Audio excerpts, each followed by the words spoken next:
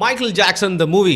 Jaffer Jackson. இந்த Jaafar Jackson யார் பார்த்தீங்கன்னா ஜெரேமன் ஜாக்சன். ஜாக்சன் 5 அப்படிங்கிற ஒரு பேண்டு வந்து பார்த்தீங்கன்னா மைக்கேல் ஜாக்சன் ஃபேமஸ் ஆகிறதுக்கு முன்னாடி அவருடைய அண்ணன்கள் தம்பிகள் கூட சேர்ந்து வந்து ஜாக்சன் 5 அப்படிங்கிற பேண்டில் இருந்தார். அதில் ஒரு அண்ணனான ஜெரேமன் ஜாக்சனோட பையன் தான் இந்த ஜாஃபர் ஜாக்சன். இவருக்கு 29 வயசு ஆகுது. கரெக்டாக தன்னுடைய சித்தப்பா மாதிரியே வந்து பார்த்தீங்கன்னா ஒரு உடல் அமைப்பு, முகத்தில் கொஞ்சம் தோற்றமும் அதே மாதிரி இருக்கிறதுனால மைக்கேல் ஜாக்சன் பயோபிக் எடுத்தால் வந்து அதற்கு சரியான ஆள் யாராக இருப்பா அப்படின்னு எல்லாருமே யோசிச்சுட்டு இருக்கப்போ வந்து பார்த்தீங்கன்னா இந்த ஜாஃபர் ஜாக்சனை கரெக்டாக வந்து பிடிச்சி போட்டிருக்காங்க. அது மட்டும் இல்லாமல் இந்த படத்தை வந்து தயாரிக்கிறது வந்து லயன்ஸ் கேட், அப்புறம் ஜிகே மூவிஸ், இந்த மாதிரிலாம் எல்லாம் தயாரித்தாலும் மைக்கேல் ஜாக்சனோட எஸ்டேட்லேருந்து வந்து பார்த்திங்கன்னா இந்த படத்துக்கு ஒரு பெரிய தயாரிப்பு, ஒரு பேக்கப்பும் இருக்குது. இந்த மைக்கேல் ஜாக்சன் பயோபிக் இதை பற்றி ஏன் நம்ம பேசிகிட்டு இருக்கோம், அதான் இந்த வீடியோவில் நீங்கள் பார்க்க போகிறீங்க. The greatest entertainer of all time அப்படிங்கிறது என்னுடைய ஒப்பீனியன் மட்டும் இல்லை, பெரும்பான்மையாக எல்லாருமே வந்து நினைக்கக்கூடிய, நம்பக்கூடிய, ஒத்துக்கக்கூடிய ஒரு விஷயம் வந்து மைக்கேல் ஜாக்சன் தான். அதாவது கிரேட்டஸ்ட் என்டர்டைனர் ஆஃப் ஆல் டைம்னு. King of rock and roll அப்படின்னு எல்விஸ் ப்ரெஸ்லியே சொல்லுவாங்க. எல்விஸ் ப்ரெஸ்லி வந்து பார்த்திங்கன்னா country songs, rock and roll, அதுக்கப்புறம் இந்த ட்விஸ்ட் டான்ஸ்லாம் ஆடிட்டு வந்து பார்த்திங்கன்னா சூப்பராக அவரே வந்து பெர்ஃபார்ம் பண்ணிகிட்டே வந்து பாடக்கூடிய ஆள். அவருக்கு ஏற்பட்ட ஒரு ஃபேன் ஃபாலோயிங் மாதிரி யாருக்குமே வந்து வரலாற்றில் ஏற்படவே படாது ஒரு சிங்கிள் ஆர்டிஸ்ட்டுக்கு அப்படின்னு சொல்லிட்டு எல்லாருமே எழுதி வச்சுட்டு போயிட்டாங்க. அதனால தான் அவர் பேர் வந்து king of rock and roll அப்படின்னு வச்சுருந்தாங்க. அவருடைய மருமகன், நிறைய பேருக்கு தெரியாத விஷயம், அவருடைய மருமகனாக இருந்தார் கொஞ்ச நாள் மைக்கேல் ஜாக்சன். அவருடைய லீசான்னு நினைக்கிறேன், அவரோட பெண்ணை வந்து பார்த்திங்கன்னா கல்யாணம் பண்ணிட்டு அதுக்கப்புறம் டிவோர்ஸ்லாம் வந்து பண்ணிட்டாங்க. அவருடைய மருமகன் வந்து கிங் ஆஃப் பாப்பா மாறுவாங்க பின்னாள்னு சொல்லிட்டு யாருமே எதிர்பார்க்கவே இல்லை. ரொம்ப கஷ்டப்படுற ஃபேமிலியில் பிறந்த மைக்கேல் ஜாக்சன் 5 அண்ணனும் தம்பியும் எல்லாருமே சேர்ந்து வந்து பார்த்திங்கன்னா அவங்க அப்பா வந்து சும்மா பிரித்து மேய்ஞ்சிருவாராம். குடிப்பார். கஷ்டத்தினால வந்து பார்த்திங்கன்னா இவங்க எல்லாருமே வந்து பாடத்துக்கு ட்ரெயின் பண்ணுறப்போ அடிக்கிறது, எல்லாருமே அடி பிச்சிருவாராம். அப்பேற்பட்ட சாப்பாட்டுக்கே ரொம்ப கஷ்டப்பட்ட ஒரு ஃபேமிலியிலேருந்து வந்து இந்த ஜாக்சன் 5 அப்படிங்கிற பேண்டை ஹிட் ஆக்குறாங்க. இந்த ஜாக்சன் 5 அப்படிங்கிற பேண்டு பார்த்திங்கன்னா அதில் இருக்க எல்லாருமே திறமைசாலிகள், எல்லாருமே டான்ஸ் ஆடுவாங்க, பாட்டு பாடுவாங்க. பட் ஒருத்த மட்டும் சும்மா துடுக்காக தெரியும். அவர் தான் யாருன்னு பார்த்திங்கன்னா நம்ம தலைமை மைக்கேல் ஜாக்சன். ஸோ இந்த ஜாக்சன் 5க்கு வந்து ஒரு ஸ்டார்டிங்கு, ஒரு பீக்கு, அதுக்கப்புறம் பார்த்திங்கன்னா கொஞ்சம் நல்ல டிப் ஆயிடுது. அதுக்கப்புறம் அந்த பேண்டு விளங்காது அப்படிங்கிறனால இதிலேருந்து மைக்கேல் ஜாக்சன் மட்டும் தனியாக வெளில வந்து என்ன பண்ணுறாரு அப்படின்னா ஷெர் அது மாதிரி நிறைய ஆர்டிஸ்ட்லாம் கூட வந்து கொலாபரேஷன்லாம் வந்து பண்ணுறாரு. ஒரு பாயிண்ட் ஆஃப் டைமில் அவருக்கு ஃபுல் கான்ஃபிடன்ஸ் வந்துடுது. மற்றவங்களுக்குலாம் வந்து பார்த்திங்கன்னா அவங்க கேரியர் மேலே ஒரு நம்பிக்கை கொஞ்சமாக தளர்ந்தோன்னா மைக்கேல் ஜாக்சன் மட்டும் எனக்குள்ளே ஏதோ ஒன்று இருக்குது, அதை நான் உலகத்துக்கு காட்டணும் அப்படின்னு சொல்லிட்டு இன்றைக்கி வரைக்கும் நம்மளால் வந்து முணுமுணுக்கப்பட்டு இருக்க இசை, சில டான்ஸ் ஸ்டெப்ஸு, இது மட்டும் இல்லாமல் கல்ச்சரை எவ்வளோ இன்ஃப்ளூயன்ஸ் பண்ண முடியுமோ ஒரு தனி மனிதன் அதிகமாக இன்ஃப்ளூயன்ஸ் பண்ண ஒரு முக்கியமான நபர் வந்து மைக்கேல் ஜாக்சன்.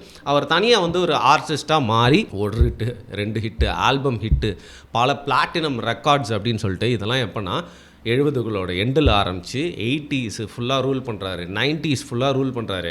2000s அவருக்கு வந்து பெரிய ஹிட்ஸ்லாம் எதுவும் இல்லை அப்படின்னா கூட மைக்கேல் ஜாக்சன் தான் அப்பயும் பெரிய ஸ்டார். நீங்கள் எவ்வளோ பேர் வந்திருந்தாலும் அந்த காலகட்டத்தில் எமினாம்லாம் கூட வந்து ரொம்ப ஃபேமஸ் ஆகி மைக்கேல் ஜாக்சனை வந்து காமெடி பண்ணுற மாதிரி கூட பாட்டெலாம் வந்து போட்டிருக்காங்க. பட் அந்த காலகட்டத்தில் நீ வந்து கொஞ்சம் மைக்கேல் ஜாக்சனை கிண்டல் பண்ணிட்டேன்னா ஃபேமஸ் ஆகிடலாம். அந்தளவுக்கு மைக்கேல் ஜாக்சன் வந்து ரொம்ப ஒரு பெரிய இமேஜாக வந்து மாறிட்டார்.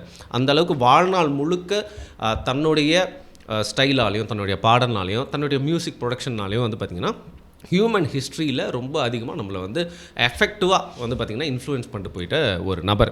இவர் ஸ்டார்டிங்கில் அவர் பண்ண பாட்டு எல்லாமே டிஃப்ரெண்ட்டாக இருக்கிறது மட்டும் இல்லாமல் யாருமே பேசாத விஷயத்தை தான் வந்து பேசிச்சு. பிளாக்காக இருந்தால் ஒயிட்டாக இருந்தால் என்ன, நம்ம எல்லாருமே ஒன்று தான் அப்படிங்கிறத வந்து பார்த்திங்கன்னா ஒரு கேங்கு சண்டை போட்டே இருக்கும். பீட் இட் அப்படிங்கிற பாட்டில் வந்து அதை வந்து சூப்பராக வந்து காட்டியிருப்பார். அதேமாதிரி வந்து இப்போ ரீசெண்டாக போச்சுல ஹாலோவின், அந்த காலகட்டத்தில் த்ரில்லர், அந்த காலகட்டம் வரைக்கும் இல்லை, இன்றைக்கி வரைக்கும் எத்தனை ஹாலோவின் போலாலும் அந்த த்ரில்லர் அந்த பாட்டு தான் வந்து பார்த்திங்கன்னா வந்து டான்ஸ் போட்டு எல்லாருமே வந்து ஆடுவாங்க. அதில் வர கெட்டப் எல்லாருமே வந்து ரொம்ப ஃபேமஸ். அவர் பண்ண பாட்டில் அந்த பாட்டு ஹிட் ஆகிறது மட்டும் இல்லாமல் ஸ்டெப் ஹிட் ஆகிறது மட்டும் இல்லாமல் அவர் போட்டிருக்க அந்த ட்ரெஸ் இருக்குல்ல, அது ட்ரெஸ்னால் வந்து ஷூலேருந்து ஹேட் வரைக்கும் அவர் போட்டிருக்க ஜாக்கெட் எல்லாத்தையும் வந்துருமா ஐகானிக்காகவே தன்னோட லைஃப்பில் வந்து அதை தெரிஞ்சு பண்ணானா அந்த மனுஷன், தெரியாமல் பண்ணானான்னு தெரியல. அப்படி அவரோட லைஃப்பில் வந்து 1 2ன்னு இல்லைங்க, அவ்வளோ பாட்டு ஹிட்டு மாதிரி அவ்வளோ ஐகானிக் மூமெண்ட்ஸ் இருக்குது. ஆனால் ஐகானிக் மூமெண்ட்ஸ் மட்டும் இல்லாமல் கான்ட்ரவர்ஷியல் மூமெண்ட்ஸ் அப்படிங்கிறது வந்து நிறையா இருக்குது. உதாரணத்துக்கு வந்து பார்த்திங்கன்னா பின்னாளில் அவருக்கு மேலே வந்து சுமத்தப்பட்ட அந்த பள்ளி இருக்குது இல்லையா, சின்ன பசங்க கூடலாம் வந்து தப்பாக நடந்துக்கிட்டார் அப்படின்னு. பட் அதுக்கு முன்னாடி தனக்கு பிறந்த குழந்தைய வந்து பார்த்திங்கன்னா ஹாஸ்பிட்டல் விண்டோலேருந்து எல்லாருக்கு முன்னாடியும் வந்து காட்டினது. அது மட்டும் இல்லாமல் வந்து பார்த்திங்கன்னா பெரிய நெவர்லேண்ட் அப்படின்னு சொல்லிட்டு, கிரேஸ்லேண்டுன்னு சொல்லிட்டு இவங்க மாமனார் வந்து ஒரு பெரிய எஸ்டேட் வச்சிருந்தார். அது மாதிரி நெவர்லேண்ட் அப்படின்னு சொல்லிட்டு ஒரு பெருசாக ஒன்று பிரம்மாண்டமாக ஒன்று கட்டி ஆல்மோஸ்ட் ஒரு குட்டி எப்படி சொல்கிறது தீம் பார்க் மாதிரி அதை வந்து கட்டி வச்சுருந்தாரு. இந்த மாதிரி டிஃப்ரெண்ட்டான விஷயங்கள் நிறையா பண்ணியிருந்தார். அண்ட் விட்டிலிகோ நோயால் பாதிக்கப்பட்ட அவர் வந்து பார்த்திங்கன்னா பின்னால் முழுக்க வெள்ளையாக மாறிட்டார். ஸோ ஹிஸ்ட்ரியில் ஒருத்தன் ஃபேமஸ் ஆகி கருப்பாக இருக்கும்போது ஃபேமஸ் ஆகி பின்னால் வெள்ளையாக மாறி அப்பயும் இன்னும் ஃபேமஸாக இருக்கான் அப்படிங்கிற மாதிரி டிஃப்ரெண்ட்டான ஒரு லைஃப் அப்படிங்கிறது வந்து அவருக்கு வந்து கிடச்சிது.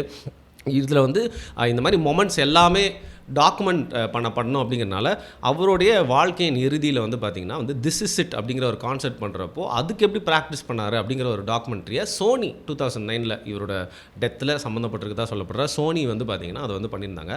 அது அவரோட கடைசி மொமெண்ட்டுக்கு எப்படிலாம் ப்ராக்டிஸ் பண்ணார், அப்பயும் அவ்வளோ எனர்ஜியாக வந்து எப்படி டான்ஸ் பண்ணார், வயது மூப்பு உடல் அந்த டைமில் சரியில்லை அப்படின்னா கூட கடைசி வரைக்கும் நம்மளுக்கு டெடிக்கேட்டடாக ப்ராக்டிஸில் கலந்துக்கிட்டார். உத்வேகம் ரொம்ப வந்து பார்த்திங்கன்னா எல்லாருக்குமே வந்து ஒரு எனர்ஜியை ஸ்ப்ரெட் பண்ணது எல்லாமே பார்த்துருப்போம். பட் எவ்வளோ பயோபிக்ஸ் நம்ம வந்து பார்த்துருப்போம். அப்படி வந்து என்டர்டைன்மெண்ட்டில் இன்றைக்கி வரைக்கும் வந்து எவ்வளோ பேரை பற்றி வந்து பயோபிக்ஸ் வந்திருந்தாலும் இருக்கிறதுலே இவரை பற்றி எடுத்தால் வந்து வாழ்க்கை ஃபுல்லாக மொமெண்ட்டு தான்டா அப்படின்னு சொல்லிட்டு தவிர்க்கவே முடியாத ஒரு ஆள்னா நம்ம greatest entertainer of all time Michael Jackson. So அவருடைய லைஃப்பில் எப்படி மேலே வந்தார் அண்ட் அவருக்குள்ளே இருக்க டேலண்ட்டை எப்படி வந்து ரீடிஸ்கவர் பண்ணார், எந்த நேரத்தில் வந்து பார்த்திங்கன்னா மைக்கேல் ஜாக்சன் திருப்பியும் தன்னை உலகத்துக்கு அறிவிச்சு அந்த டைமில் நீங்கள் வந்து இன்டர்நெட் இல்லை அண்ட் மீடியா அப்படிங்கிறது நம்ம வீட்டிலாம் பார்த்தீங்கன்னா டிவி, எங்கள் வீட்டிலாம் சின்ன வயசில் டிவி இருக்காதுங்க. ஏதோ ஒரு பணக்கார வீட்டில் இருந்தாங்கன்னா நம்ம போய் விண்டோவில் அப்படியே வந்து பார்த்துட்டு இருப்போம். அந்த மாதிரி டிவியும் எல்லார் வீட்டிலும் அவ்வளோ ஈஸியாக இருக்காது. ரேடியோவில் நம்ம ஆல் இண்டியா ரேடியோ அப்படின்னு சொல்லிட்டு நம்ம என்னெல்லாம் வந்து கேட்க முடியும்னு உங்களுக்கு தெரியும். இங்கிலீஷ் சாங்ஸும் அவ்வளோ கேட்டிருக்க முடியாது.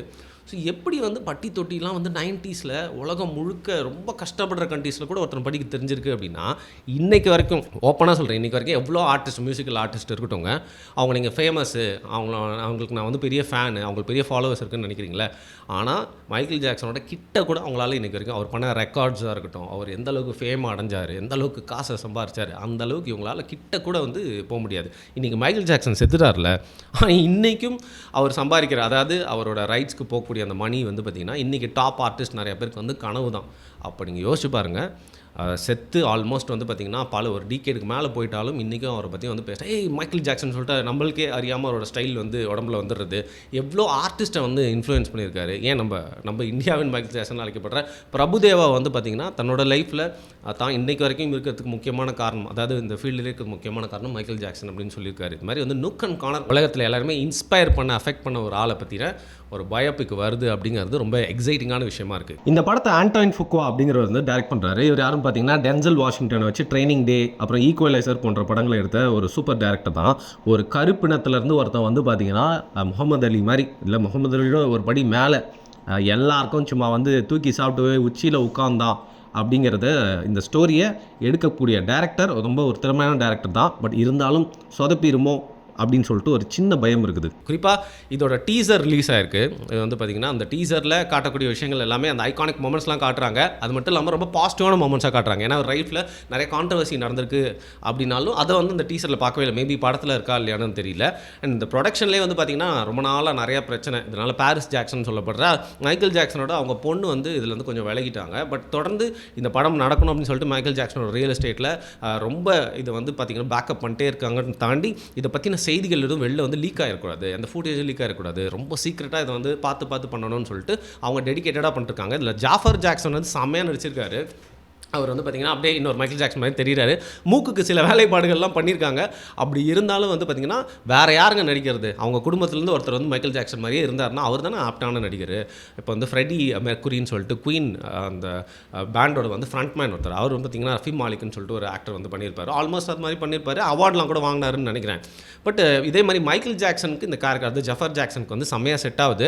அண்ட் மைக்கேல் ஜாக்சனோட பாடல்கள், இது உண்மையான பாடல்கள் இந்த படத்தில் வந்து இடம்பெறுமான்னு கேட்டால் அது எப்படிங்க இடம்பெறாமல் அப்படின்னு நீங்கள் கேட்கலாம். இல்லைங்க அதில் ரைட்ஸ் ப்ராப்ளம்லாம் வருமே அப்படிங்கிற மாதிரி சந்தேகத்தை பற்றி நம்ம வந்து அதை விசாரிச்சு அப்படின்னு ஆராய்ந்து பார்த்தபோது வந்து பார்த்திங்கன்னா 30க்கும் மேற்பட்ட மைக்கேல் ஜாக்சனுடைய பாடல்கள் வந்து அந்த மொமெண்ட்டை காமிச்சா எப்படி பாட்டை காமிக்காமல் இருக்கிறது. ஸோ அதனால் அந்த பாடல்கள்லாம் வந்து இடம்பெறுமா? சீரியஸாக சொல்கிறேன், இந்த படத்தை கொஞ்சம் சுமாராக எடுத்துட்டா கூட வந்துங்க செம்ம ஹிட்டாக இருக்கும். ஏன்னா மைக்கேல் ஜாக்சனோட பாடல்கள் தேட்டரில் உட்காந்து நம்ம பார்க்க போகிறோம். மைக்கேல் ஜாக்சனோட வாழ்க்கையை வந்து காட்டிட்டே அப்படின்னா வந்து பார்த்திங்கன்னா அந்த படம் கொஞ்சம் நல்லா இருந்துட்டாலே போதும், மீதி அந்த பாட்டு நம்மளை வந்து தூக்கிட்டு போயிடும் எலைட் பண்ணி. அந்தளவுக்கு நான் மட்டும் இல்லை, மைக்கேல் ஜாக்சன் ரசிகர்கள் மட்டும் இல்லை, இன்றைக்கி வந்துட்டு ஜென்சி கிட்ஸ்க்கெலாம் வந்து பார்த்திங்கன்னா யாரா இந்த ஆள் பற்றி இவ்வளோ பெரிய அப்பாட்டாக்கிறன்னு பேசிகிட்டு இருக்காங்களே அப்படின்னு சொல்லிட்டு அந்த நபர்களுக்கெல்லாம் அவருடைய லைஃப்பை வந்து இந்த படம் கண் முன்னே கொண்டு வந்து காட்டும். ஸோ அதோட ஒரு சின்ன பிட்டாக தான் அந்த டீசரை காட்டி நம்மளை எக்ஸைட் பண்ணிட்டாங்க. நம்மளுக்குள்ளே இருக்க மைக்கேல் ஜாக்சன் கண்ணி வந்து வெளில வந்துட்டார். So one of the most anticipated and எதிர்பார்ப்புக்குள்ளான ஒரு படத்தின் டீசர் ரிலீஸ் ஆகிருக்கு. ஒருவேளை நீங்கள் பார்க்கல அப்படின்னா நீங்கள் போய் பாருங்கள். இல்லை நீங்கள் ஏற்கனவே பார்த்துட்டீங்க அப்படின்னா வந்து நான் சொன்ன துணுக்குகளோட உங்களுக்கு எக்ஸைட்டிங்காக நிறைய விஷயங்கள் மைண்டில் இருக்கும்ல. ஸோ ஒரு எம்ஜே ஃபேனாக வந்து பார்த்திங்கன்னா அது என்ன அப்படிங்கிறத வந்து கீழே மறக்காமல் கமெண்ட் பண்ணுங்கள்.